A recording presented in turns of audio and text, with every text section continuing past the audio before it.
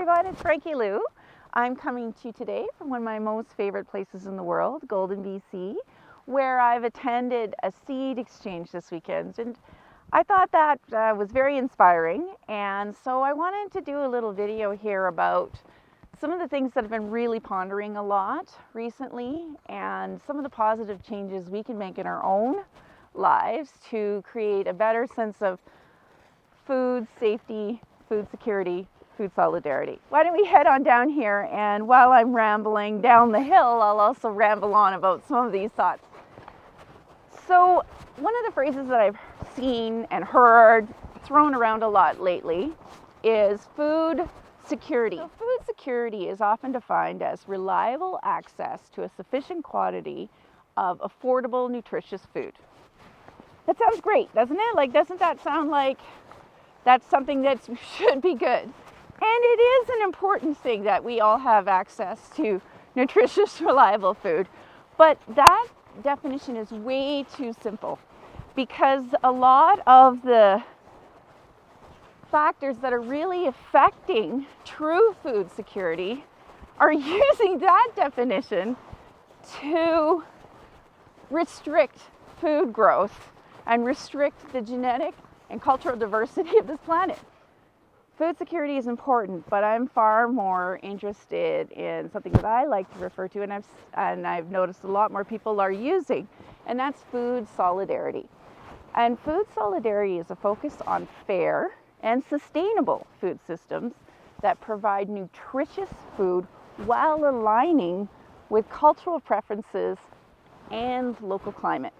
So you can hear there's quite a massive distinction there. A lot of corporate food producers use that term food security quite a bit as the reason why they've adopted such a strong preference for monocultural food growing practices. When we look at the monocultural focus of the food corporation industries, they really focus far too much on external things to grow our foods instead of the systems that are naturally in place to help us grow our foods. There's a focus on external pesticides, there's a focus on external fertilizers, there's a focus on growing one type of crop, large quantities over and over and over again in the same area. When you do that, yes, you can produce a lot of food quickly, but it's simply not sustainable. Food has been produced on this planet for a heck of a long time, and it's not just about throwing some seed into some sterile soil. There are entire ecosystems living within our soil that help to support our food to grow.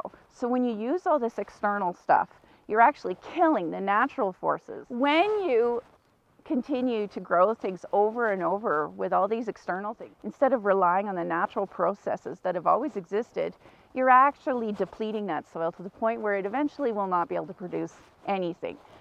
These artificial stimulants and artificial methods are creating a problem that I personally don't believe we'll be able to solve if we continue using them. It makes far more sense to try to work with the systems that Mother Nature and the planet Earth have had on place long before we ever arrived here. Monoculture can produce food security in the short term, but it also relies on a whole bunch of other external bodies to control our food for us. When you are growing one variety of wheat in just large quantities and they have to be shipped all over the world, you're not only relying on that one kind of wheat, which could fail if there's some sort of climate change crisis or some sort of environmental crisis or a supply chain crisis, which we have all witnessed. It's far more sustainable to attempt to produce food as locally as possible, because local food does matter. If we reduce the genetic diversity of the seeds and the plants that are available to us, we're not going to be able to keep up with the massive changes that are going on in this planet, both on a economic scale and also on a environmental scale. We require that genetic diversity to be able to deal with the changes that are coming. There are certain plants that won't grow as well when there's even a slight change in temperature. I moved 10 kilometers from my previous home to the home that I live in now, and I had to change a dramatic amount of the gardening that I did, because even that 10-kilometer change made a big difference in what I was able to grow at my home. With food solidarity, not only are you embracing the local climate and what can be grown well in a region, but it often also is a way of embracing the cultural practices of an area. I find a lot of the practices of the corporate food system to be very troubling. I have my formal education in the history and archaeology of Canada, Western Canada, and my goodness, the parallels that I see between this whole sort of neo-colonial corporate food production industry and the way that Europeans treated the peoples of this area when we arrived, it's disturbing. The people who were growing food and the way that they grew food and raised food here, those practices were not only ignored by the colonial powers, they were also made illegal in a lot of cases. And seeing the way that people are being restricted about what they can grow, what fields they can grow things next to, how much you're allowed to produce food in your own home, how much you're allowed to exchange your knowledge, it seems like there's an attempt to create a monoculture. Again, not just in growing practices, but a whole flattening out of our cultural preferences. Food is part of your culture. And if you restrict people from growing the things that grow well in their region and that they've been growing for millennia, you're taking away part of their culture as well. And I know myself, I find food a celebration of culture. It's not just sustenance for your body, it's sustenance for your soul. And I believe growing it can be that way too. I definitely have much more of a food solidarity approach. I want to take control of the food that I can produce.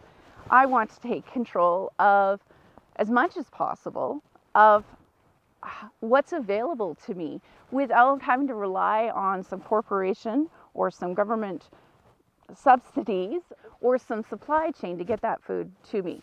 Now, I know this isn't possible for everybody. Not everybody lives in an area where they can grow their own food.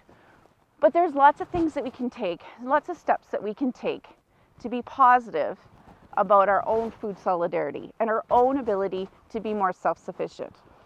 So number one is to learn as much as you can. So learn about producing food, learn about gardening, learn about how your food is produced now, and maybe there's some changes that you could make in your life to produce more of your own food. Share. When you've learned something about local food, share that local food. There are a lot of people who are living in scenarios where they're not as capable of producing as much food. So maybe produce some extra. I always do for the local wildlife and for friends and family and for somebody who might be in need. It's a good idea to learn how to preserve that food as well, just in case there's a supply issue. Share your knowledge of how to grow things. Exchange, things like seed exchanges, where you meet other people who are growing food locally. It's not just an exchange of your seeds, which are incredibly valuable because we know if they've been collected from plants that are grown here, they grow well here. It's also an exchange of knowledge. When we focus on creating a more sustainable growing system, we're not just growing food, we're growing community as well. And so instead of relying on things like monoculture, it's probably a good idea to try to rely on things like compost, crop rotation, companion planting. If you look around here, this is all growing naturally. This used to be a field 25 years ago that cattle grazed on. And look, it's regenerating itself. Hope is not lost, okay? But if you also look around, I can see so many varieties of deciduous trees, so many varieties of coniferous trees. Nature does not grow things in a monoculture kind of way. So we need to be trying to, I think if we're going to sustain life on this planet, we need to also look at the way that life has been sustained on this planet for so long, relying on things, not just plants relying on each other, companion planting, but people relying on each other for better community. So another thing that you can do to help with this crisis of monoculture is also to support those local. If you can't grow things yourself, that's fine. And I know that that's the case for a lot of people for different reasons. but do try to support those who are growing the food locally. Shop at your farmers markets. Support those people who are maintaining the genetic diversity of the food that's available to you, and also reducing carbon imprint by producing it locally. So it's not being shipped here from Mexico. You are buying food that's supposed to be grown in your region. Occasionally the government does have initiatives to support local growing and, having chickens in backyards and stuff like that. Support those and look into them before you decide to poo-poo them and think that they're something that's going to bring danger to your neighborhood. The reality is this is bringing more security to your food supply. So I hope that was helpful. I know I went off a bit, but as I said, I was inspired by this seed exchange that I was at and thinking that we need to start doing this and supporting these things more often and helping one another on a smaller scale. Because if the last 3 years have taught us anything, we can't always rely on things working on a global scale. It's much safer, and there's a far better sense of pride if you're able to do some of this stuff for yourself. I hope you enjoyed that. Subscribe if you're interested in more of the growing practices. Milk jug season is in full swing. And as always, I hope you'll take this chance to grow together today. Have a good one.